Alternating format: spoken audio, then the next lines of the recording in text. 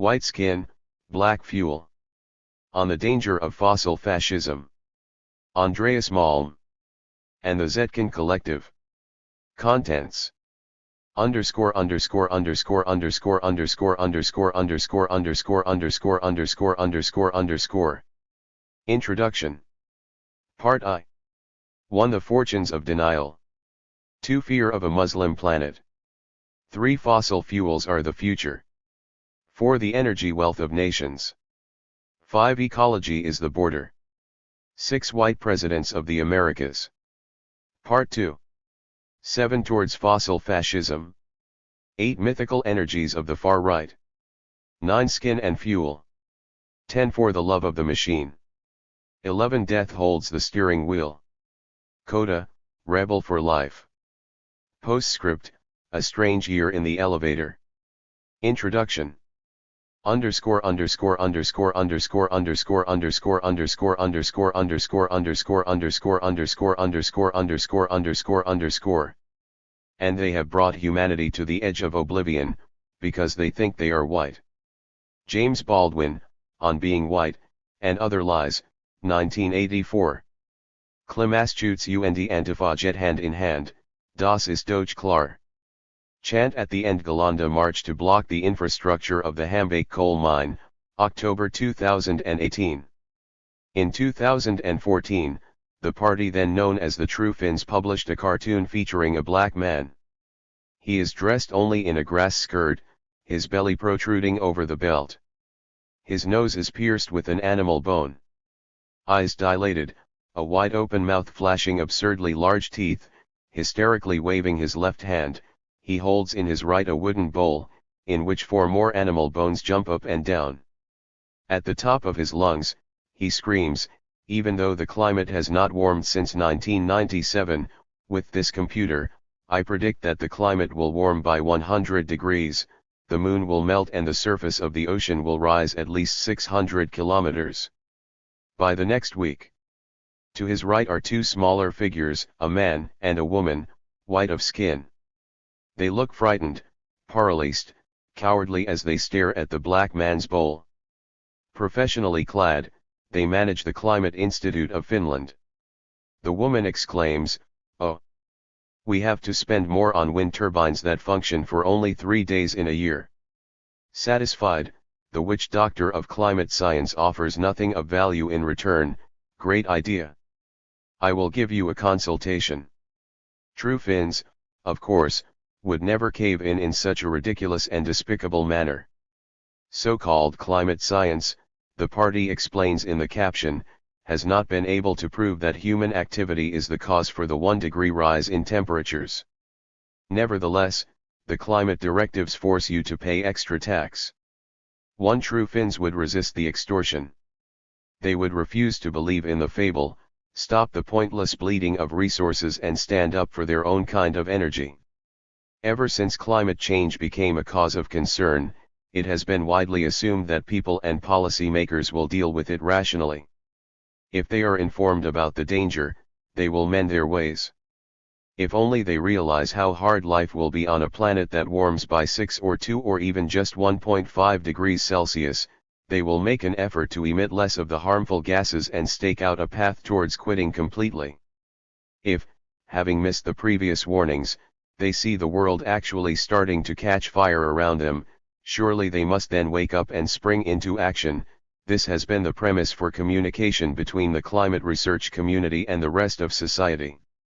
The former passes on knowledge of how things are unfolding on Earth and expects the latter to act in response, much as when a doctor gives an adult patient a diagnosis and prescribes a medication available at the nearest pharmacy.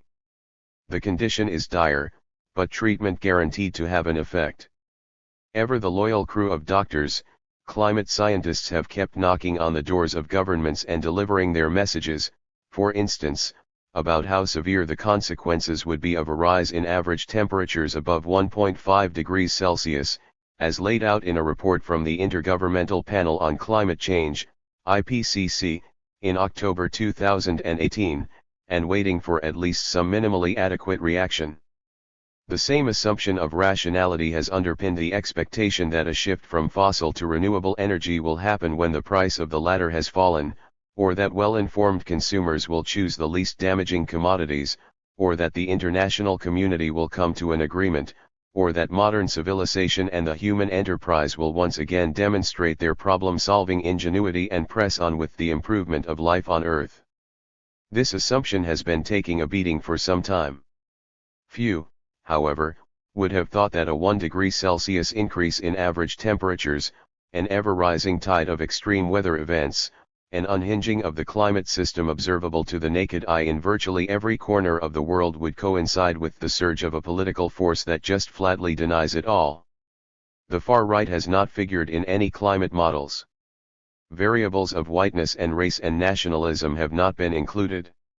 No IPCC scenario has counted on the possibility that deep into the early stages of global warming, just as the urgency of slashing emissions ought to be at its most overwhelming, state apparatuses in Europe and the Americas would be increasingly occupied by parties and presidents professionally clad and white of skin and eager to show the whole issue the door. In another conjuncture, the True Finns cartoon could be shrugged off as the bad joke of a good-for-nothing party on the European fringe. In the late 2010s, however, it plotted the inclinations of a far-right storming into offices and chambers from Berlin to Brasilia. Two trends now seem to intersect: rapidly rising temperatures and rapid advances of the far right. There was no easily discernible end to either. Little, if anything, suggested that they would flatten or go into reverse of their own accord. So what happens when they meet? The rise of the far right has, of course, been extensively and anxiously commented upon, but rarely as a trend rooted in a certain material base and growing into the atmosphere. In the authoritative Oxford Handbook of the Radical Right, published in 2018, we find chapters covering all major theoretical and methodological strands in this literature, discussions of religion, media, gender, violence, youth, charisma, Euroscepticism, globalization, and plenty of other factors, but nothing on ecology. One widely recognized expert, Kamud, put out a global survey of the far right today in 2019 and passed by the issue with complete silence. 3. The surprising dearth of research on the climatic dimension has been noted. 4. It creates a picture of the far right as rising somewhere else than in a rapidly warming world. But from now on, every issue is a climate issue, writes Alyssa Battistoni, formulating a theorem bound to become truer with time. 5. Far-right politics in the 1930s or 1980s could perhaps be studied outside of the natural environment. In the 2010s or 2040s, one cannot understand what it is doing in and to the world if that context is bracketed out. Here we propose to put it front and center. What follows is the first systematic inquiry into the political ecology of the far right in the climate crisis. 6. We have investigated what the main far-right parties have said, written, and done on climate and energy in 13 European countries: Austria, Denmark, Finland, France, Germany, Hungary, Italy, the Netherlands, Norway, Poland, Spain, Sweden, and the United Kingdom. Europe is the continent that gifted the world with both the fossil economy and fascism. On the other hand, some parts of it, particularly in the north, have, until recently, enjoyed a reputation as the most enlightened forerunners in climate policy as well as the most humane hosts of refugees. We focus on Europe, but we also look at two countries in the Americas, the United States and Brazil, that have long been recognized for their outsized impact on the climate system and that both, only 2 years apart, fell under the rule of presidents at the far right end of the spectrum and on a rampage against nature. One of them, Donald Trump, was, of course, the ubiquitous face of anti-climate politics in the second half of the 2010s. He has now lost the White House. The time has come to take stock of the phenomenon he represented and ponder in what guise it might reappear. Was he a 4-year-long American nightmare that has finally ended, a freak of the local culture, unlikely to come back to haunt an even warmer world? Can we breathe a sigh of relief that at least we won't have to deal anymore with this kind of insanity? Our prognosis is less upbeat. In fact, as we shall show, the phenomenon Trump represented, precisely insofar as fossil fuels and whiteness came together in his character, extends far beyond US borders. Only by subjecting it to comparative study, drawing in countries not known for giving their middle fingers to climate, can we catch sight of it as something more than a Republican eccentricity or even a personal Trumpian idiosyncrasy, namely, as a systemic tendency, emerging at a particular moment in the history of the capitalist mode of production. If indeed it has that status, it needs to be known and fought as such. Part I presents the main findings. It offers a history of the conjuncture of climate change and nationalist politics. How has the far right dealt with global heating and its drivers so far? We look back on developments in recent decades, with an emphasis on the second decade of the 21st century. We trace the evolution of a set of ideas about climate and nation, energy and race, from the earliest organization of denial to the stances of the party family that has shaken up European politics. Those ideas are neither set in stone nor uniform across the parties. To the contrary, the far right is in flux and adopts varying positions in different countries and will continue to adapt to shifting circumstances. But the repertoire of far-right climate politics is not infinitely malleable. It will not expand much beyond some basic standpoints worked out in passionate devotion to the far right's universal object of love, its own ethnically pure nation. In the settings we examine, this means, to all intents and purposes, the white nation. So what does it mean to defend the white nation in a climate emergency? Some on the far right have inverted the logic of the Finns cartoon and decided that the emergency is in fact real and the white nation the best shield against it. While this position might seem antithetical to climate denial, there is, we shall argue, less to separate them than first meets the eye. Part 2 tries to make some sense of all this. How is it possible for the anti-climate politics of the far right to come to prominence at this late hour? What would it mean to live in a world both hotter and further to the right than now? Here we engage in what might be called political climate modeling, taking the trends of the recent past and following them into the future, extrapolating and speculating on possible scenarios. 7. How should the phenomenon be designated and defined? In a path-breaking essay, Kara Daggett has proposed the term fossil fascism. We consider its meaning and contrast it with classical fascism and compare the contemporary far right with that of interwar Europe. 8. Part 2 thus sketches a deeper history of the nexus. It traces lineages of resurfacing ideas and contends that white skin and black fuel have been coupled for a long time. Indeed, machines powered by fossil fuels were infused with racism from the very first moment of their global deployment. The European incubator for skin and fuel was an empire. Any exploration of it must begin with Frantz Fanon and continue with others who saw the onward march of metropolitan technology from the receiving end. It is our contention that one cannot understand recent developments, or their possible continuation and aggravation, without such a longer view. But colonial history is only one source of the problem we are dealing with. We shall have to attack it from multiple angles. From what sources does the far right pump its fantasies about defending the nation and fighting conspiracies and arming itself with superior energy for the tasks? What is the more profound significance, cultural, psychological, of the phenomenon in this very late capitalism? Not the least important, what is its relation to the regions of bourgeois civilization that would abjure any association with the far right? Those who think that the mainstream way of dealing with the climate stands in absolute, irreconcilable opposition to that of the far right will need to think again. The latter is not some deus ex machina that descended on earth just as the problem was about to be sorted out. We shall see how the one bleeds into the other. Or, to paraphrase Max Horkheimer, she who does not wish to speak of fossil capital and the liberal ideology that has sustained it should also be silent about fossil fascism and its prefigurations. One of our central arguments is that the anti-climate politics of the far right has risen in conjunction with some pressing material interests of the dominant classes.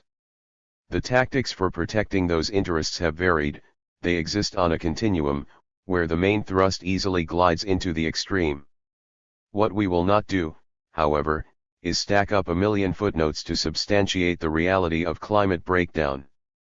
we will presume knowledge of its ABCs.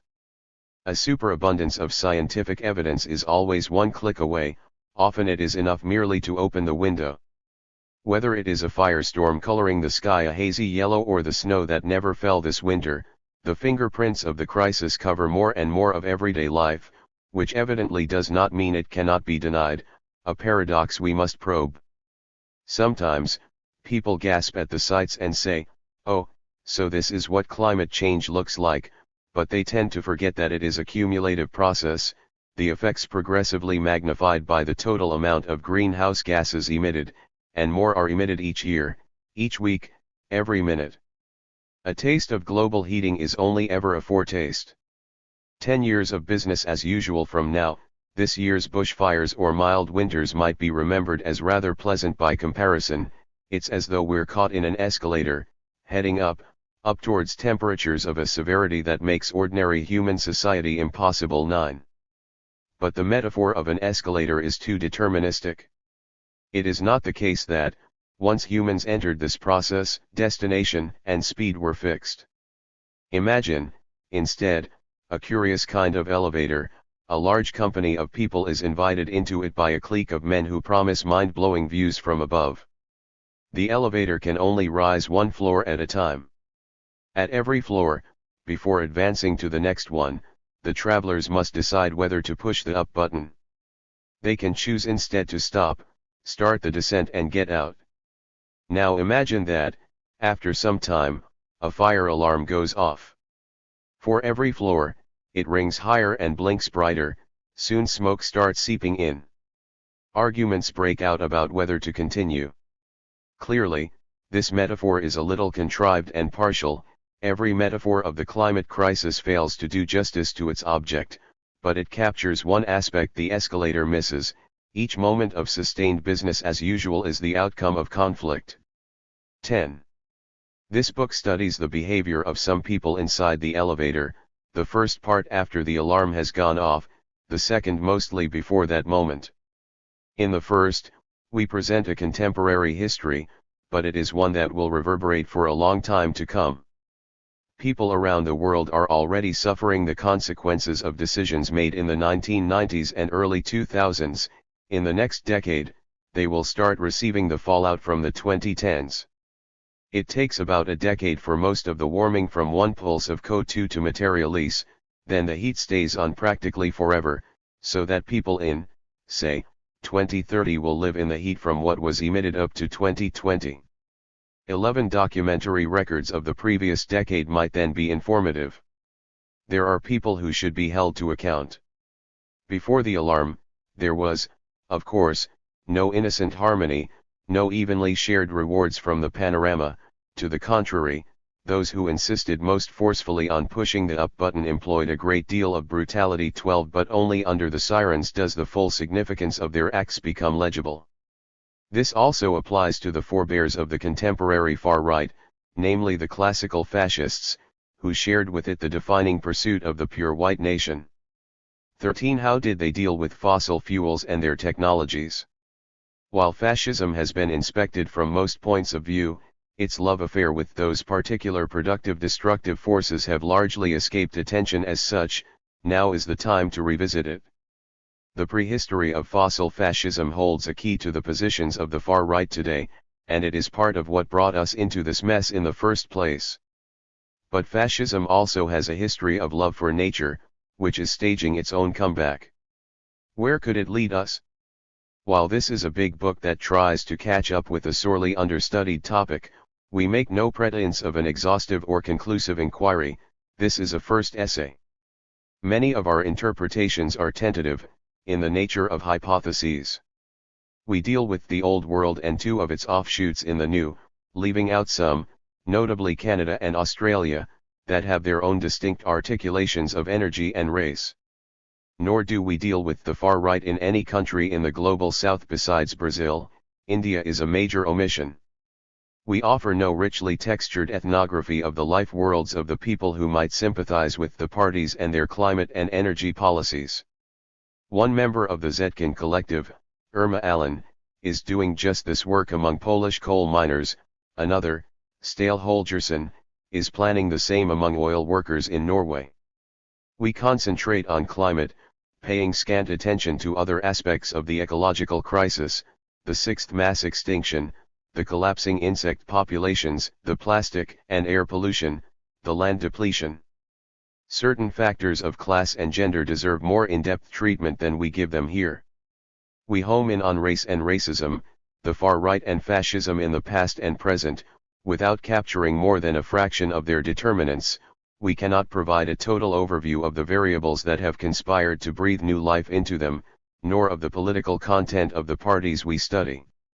14. Our object is both overdetermined and contradictory, and we reflect on some of the many nuances. We are, furthermore, aiming at a moving target. The climate system and the political systems of the world are drifting towards pronounced volatility, in the former case, without precedent in the annals of human history, and many of the faces and names in our story might soon sink into oblivion. Trump is a man of the past.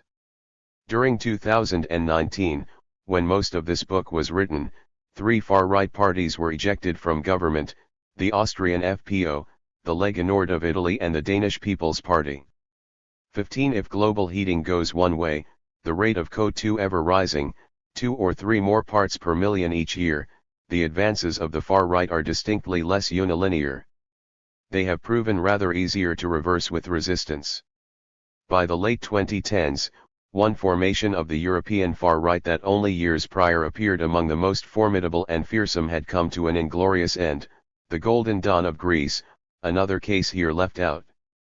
But as such, the far right seems here to stay for a while. Its forces may look different tomorrow, but they are less likely to vanish overnight than to evolve and gather force and put their imprint on any transition away from fossil fuels, if such a thing ever transpires. We are trapped inside the elevator with them, and we need to have an idea of where they come from, what they do, how they think, what steps they might take next. Because those seeking to go higher and burn more fossil fuels have never ceased to be victorious, we are now in a situation where full breakdown can be averted only with the most Herculean redirection and restructuring of the world economy.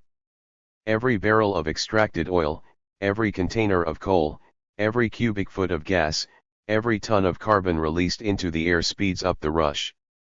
But, conversely, every piece of fossil fuel left untouched limits the hazards.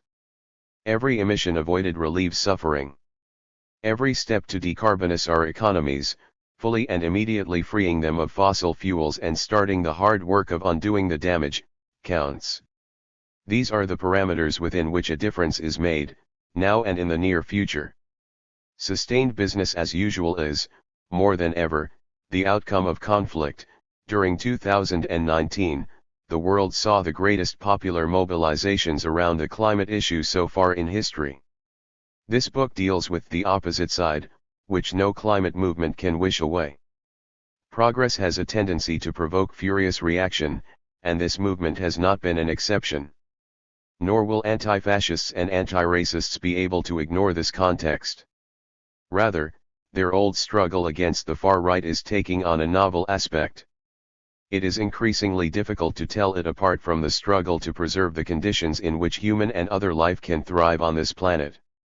After Clara Zetkin had written the first essay to ever engage in depth with fascism from within the workers' movement, months after Mussolini's march on Rome, in early 1923, she was tasked with drafting a resolution on the topic for the Comintern, still not under the full control of Stalin.